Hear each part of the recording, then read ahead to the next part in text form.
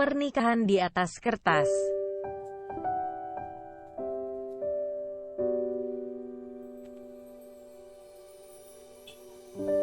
Jangan lupa subscribe ya, dukungan kalian untuk berkembangnya channel Novelku. Jangan lupa tersenyum. Kamu berhak bahagia, setidaknya untuk orang-orang yang kamu sayangi. Jangan lupa jaga kesehatan ya.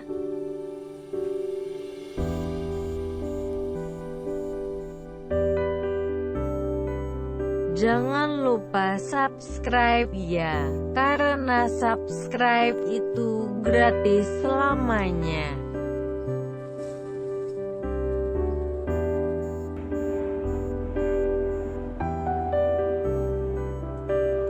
Chapter 44. Aksa menganggukkan kepalanya, sementara ia mengalihkan pandangannya ke jalanan untuk mengusir rasa bosan. Halo Pak, sapa Clarlista. Halo Clar, kamu masih ada di Surabaya gak? Boleh saya tanya sesuatu ke kamu gak? Tanya Fauzan berhati-hati. Boleh Pak, ada apa ya Pak? Kebetulan saya masih ada di Surabaya sekarang. Besok kamu ada waktu luang gak? Bisa ke rumah sakit Harapan yang kemarin kamu kesini gak? Ada hal yang mau saya bicarakan ke kamu. Penting, tanya Fauzan. Baik Pak, besok pagi saya ke sana ya. Aksa tak menghiraukan tentang apa dan dengan siapa Clarlista berbicara. Ia masih saja sibuk dengan dendam. Ketika ada pernyataan orang jahat lahir dari orang baik yang tersakiti, mungkin saat ini ia percaya dengan pernyataan itu. Karena terlalu sibuk dengan pikirannya yang melalang buana, Aksa tidak menyadari bahwa mobilnya telah sampai dan berhenti di depan lobi hotel. Hei, halo Pak. Aksa, ucap Clarlista mencoba memecahkan lamunan Aksa. Kenapa? Tanya Aksa kikuk. Udah sampai hotel nih, mau bareng? Atau Bapak ada urusan lain? Tanya Clarlista merapihkan belanjaannya. Kamu duluan aja, saya masih ada urusan. Baiklah, duluan ya, makasih atas tumpangannya, pamit Clarlista. Saat ingin turun dari mobil, Aksa menahan tangan Clarlista sejenak. Besok kamu kembali ke Jakarta? Tanya Aksa serius. Kayaknya gak besok deh, karena aku masih ada urusan lain dulu. Oh gitu, boleh simpan nomor WhatsApp? Tanya Aksa sambil memberikan ponselnya. Clarlista pun mengambil ponsel Aksa untuk memasukkan nomor ponselnya. Wanita itu tak memiliki kecurigaan yang berlebih pada laki-laki yang baru saja ia kenal itu. Terima kasih. Nanti aku chat kamu ya, ucap Aksa mengambil kembali ponselnya.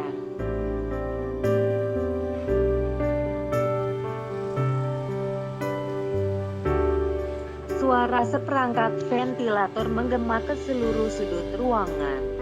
Suara yang begitu memekakan gendang telinga kala ada nyawa yang harus dipertahankan.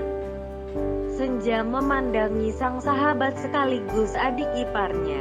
Kerinduannya yang begitu mendalam pada sosok ceria Agnes membuatnya tak kuasa menahan pilu.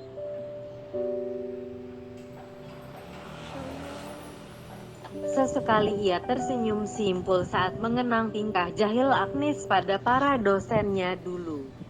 Atau perilaku cerdiknya yang selalu membuat Senja kehilangan nalar.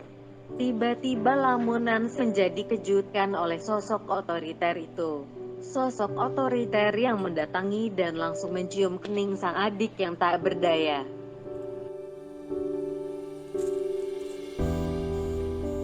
Bangun sayang, kakak di sini. Senja mengalihkan pandangannya. Ia tak mengerti apa yang ia rasakan. Agnes memanglah adik kandung sang suami.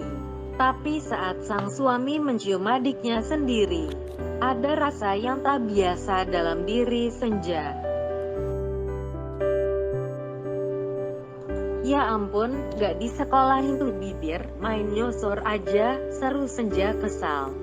Kenapa sih, masa seorang kakak gak boleh cium adiknya sendiri? Kamu juga pernah kan dicium sama Aksa? Tanya Fauzan menyindir. Ya, bukan gitu masalahnya. Aku asing aja ngeliatnya. Aku gak pernah sekalipun ngeliat Agnes dicium sama laki-laki. Makanya kesel aja ngeliat kamu begitu tadi. Oh, itu berarti kamu aja yang terlalu cemburu, karena aku mencium wanita lain selain kamu? Ngaku aja deh, pakai malu-malu segala. Bikin gemas aja, seru Fauzan menyembunyikan senyumnya.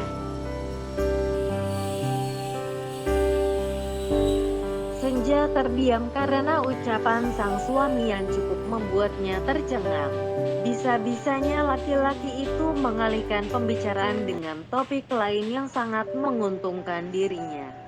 Ini adikku loh. Masa cemburu sama adik ipar, goda Fauzan. Apaan sih? Siapa yang cemburu? Kamu aja tuh yang rese. Kan aku lagi ngelamunin Agnes malah kamu buyarin. Kesal Senja. Ngapain kamu ngelamunin Agnes? Lebih baik kamu ngelamunin kakaknya aja, yang begitu tampan dan menawan ini, ucap Fauzan Jumawa. Siapa sih yang pernah bilang kalau kamu begitu? Jadi orang kok bisa begitu ya, menilai diri sendiri, ucap Senja memutarkan matanya jengah. Aku yang bilang barusan.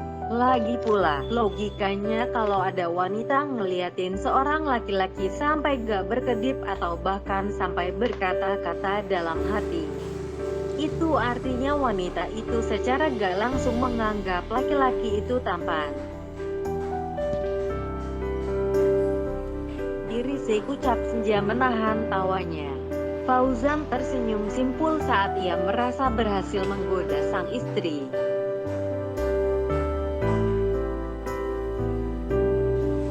Lagian kamu dari mana sih? Abis terima telepon tiba-tiba pergi, gak bilang-bilang dulu. Timpal Senja meluapkan kesalnya. Rindu ya kamu? Tanya Fauzan sarkastik. Ya ampun, orang ini kok punya tingkat percaya diri yang begitu tinggi ya? Lagi pula kamu tuh ya, adik lagi sakit juga bisa-bisanya kamu godain aku terus. Adik kamu ini loh, sakit loh ini. Kamu gak cemas apa? Tanya Senja geregetan. Cemas itu pasti, tapi aku yakin Agnes pasti sadar, Agnes pasti sembuh. Aku gak pernah seyakin ini. Tadi itu aku terima telepon dari papa. Dia minta aku tanyakan ke dokter untuk kondisi Agnes karena papa mau kalau Agnes dibawa ke rumah sakit di Singapura untuk mendapatkan perawatan di sana. Aku rasa ide papa juga gak buruk kan? Kamu udah cerita ke papa kalau Agnes adalah adik kandungmu yang selama ini kalian cari? Tanya Senja ragu-ragu. Belum, aku hanya bilang kalau Agnes itu sahabat kamu. Aku belum bilang siapa Agnes. Aku berencana mau kasih tahu hal itu kalau papa udah ketemu sama mereka.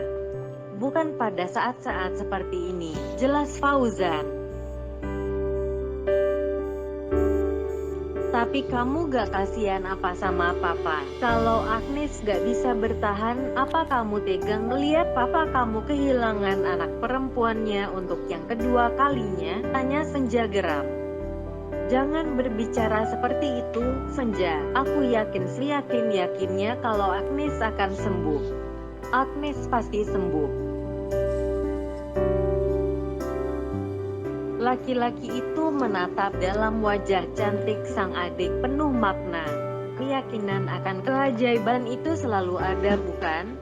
Mukjizat pasti ada dan memang selalu ada.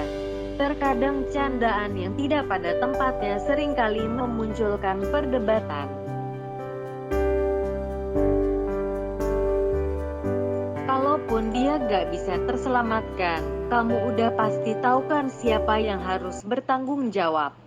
Aku gak akan pernah mengusik hidup orang lain.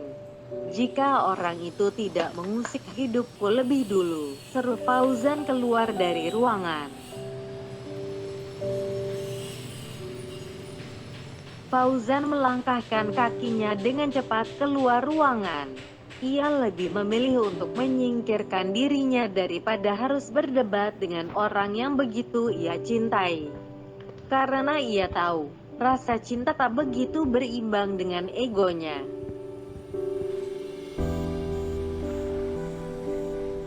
Aku gak pernah lihat Fauzan semarah itu padaku. Apa kata-kataku tadi sangat keterlaluan ya, gumam Senja menggenggam kedua tangannya. Sebisa mungkin wanita itu mengumpulkan nyali sebanyak-banyaknya untuk menemui Fauzan.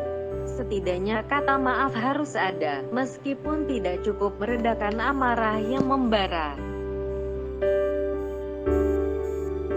Senja mulai ikut keluar ruangan. Ia tak ingin perdebatan mereka akan mengganggu istirahat Neta. Dilihatnya sang suami duduk di ruang tunggu rumah sakit sambil menyandarkan kepalanya di dinding. Perlahan Senja menghampirinya, setidaknya berdialog sebagai istri yang baik. Fauzan, aku sama sekali gak bermaksud menyinggung perasaanmu. Maaf. Aku sadar perkataanku tidak layak untuk kamu dengar tadi. Fauzan tak bergeming. Ia masih saja sibuk mengatur deru nafasnya yang sangat tak beraturan. Aku juga sangat menyayangi Agnes. Aku mengenal Agnes kan lebih lama dari kamu. Dia sahabat terbaikku. Aku juga begitu merindukan Agnes untuk bisa kembali sadar dan bercengkrama seperti dulu lagi.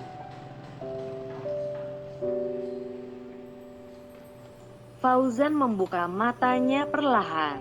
Ia melirik sang istri sejenak dengan ekor matanya. Terlihat tatapan sinis yang begitu tajam yang Senja dapatkan saat itu. Maafin aku ya, ucap Senja menaruh dagunya di pundak Fauzan. Kalau kamu terus-menerus beranggapan kalau kakakmu itu adalah kakak yang paling baik di dunia ini, lalu kenapa harus tega membunuh orang lain? Apa salah Agnes ke Aksa? Tanya Fauzan yang masih memejamkan matanya. Aku gak tahu, Fauzan. Kak Aksa yang aku tahu itu adalah kakak yang selalu baik pada adiknya. Seorang kakak pasti akan melakukan hal yang terbaik untuk adiknya. Aku yakin ada maksud lain yang gak aku tahu dari sikap Kak Aksa yang seperti itu. Seorang kakak pasti akan melakukan segala yang terbaik untuk adiknya. Sama halnya dengan aku juga akan melakukan segala yang terbaik untuk adikku. Untuk adikku yang baru aja aku temui lagi dan untuk adikku yang udah hampir dibunuh oleh kakakmu itu. Fauzan mengeratkan rahangnya sekuat mungkin. Emosi yang menjalar bak lava pijar yang membara. Seolah tak dapat lagi untuk dipendam terlalu lama. Kamu selalu menekankan kata-kata itu. Kamu pikir aku seneng ngeliat Agnes ditopang alat kayak gitu? Kamu pikir aku gak sedih ngeliat sahabatku sendiri terbaring lemah gitu? Kalau kamu sedih, sama aku juga. Jadi jangan mojokin aku terus kayak gini dong, seru Senja membela diri. Aku gak mojokin kamu, coba posisikan dirimu di posisi Agnes. Apa yang akan kakakmu lakukan? Pasti dia juga akan melakukan hal yang sama denganku. melakukan hal yang terbaik untuk bisa menyelamatkan adik tercinta. Tapi itu khusus untuk seorang kakak yang benar-benar menyayangi adiknya ya, sindir Fauzan. Maksud kamu apa nyindir kayak gitu? Kesal Senja. Berani gak kamu tanyain ke kakakmu itu tentang alasan kenapa dia mau mencoba membunuh Agnes? Tadi dia kesini dan udah cek CCTV. Hasilnya perawat yang tadi menyuntikkan cairan ke Agnes itu memakai pakaian dengan ciri-ciri yang sama dengan pakaian yang dibuang Aksa ke tempat sampah toilet. Kamu bisa dong menyimpulkan sendiri apa artinya, seru Fauzan. Senja terdiam dan menatap lirik sang suami. Bentakan itu menyadarkannya bahwa siapa yang ia bela selama ini memanglah bukan sepenuhnya baik.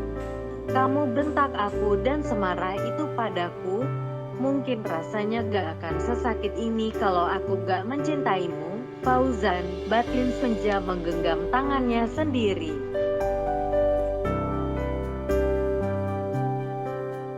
Kenapa diem? Aku pernah bilang kan sama kamu, kalau Raka mantan kamu itu bukanlah musuhku. Dan sekarang kamu lihat kan, siapa musuhku yang sebenarnya? Aksa, kakakmu sendiri, ucap Fauzan datar tapi begitu tajam. Aku gak ngerti ya, apa yang kalian rebutan? Apa yang kalian permasalahankan, sampai aku dan Agnes jadi korban?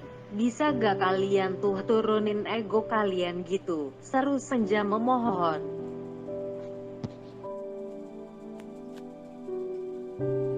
Kita ngerebutin kamu sadar gak sih? Aksa tuh gak pernah ikhlas kalau aku menikahi kamu.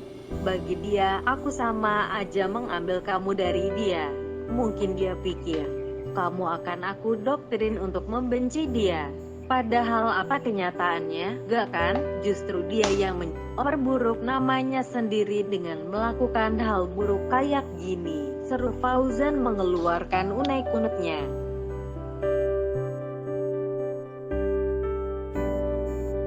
Kak Aksa gak pernah gitu loh. Dia selalu baik. Kak Aksa gak pernah jahat sama orang. Gak pernah sama sekali. Kamu jangan ngomong kayak gitu terus dong, ucap Senja menahan air matanya. Itu kan opini kamu, tapi emang kamu tahu apa yang terjadi sebenarnya, gak kan? Tanya Fauzan mengunci perkataan Senja. Wanitanya seakan membeku dengan kata-kata yang terdengar saat itu. Seolah ia tak melihat lagi adanya kelembutan yang selama ini ia rasakan.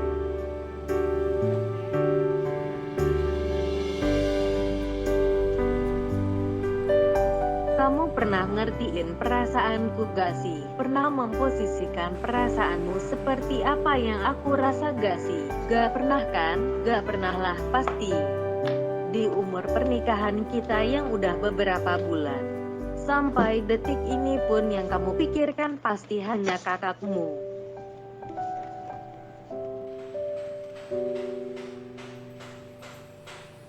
Fauzan menjeda perkataannya sesaat. Ia menatap lirik sang istri yang sama sekali tak menghiraukan sedikit pun apa yang tengah Fauzan rasakan saat itu.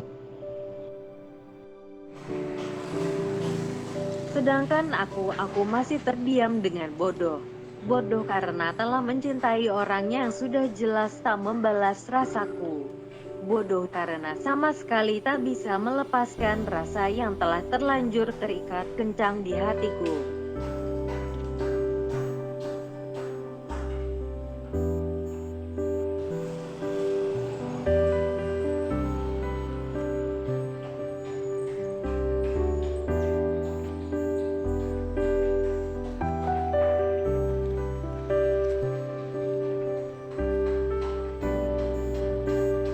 To be continue.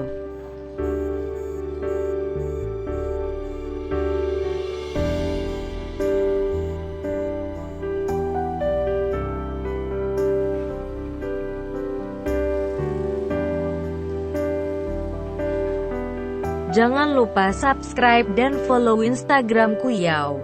Jaga kesehatan selalu.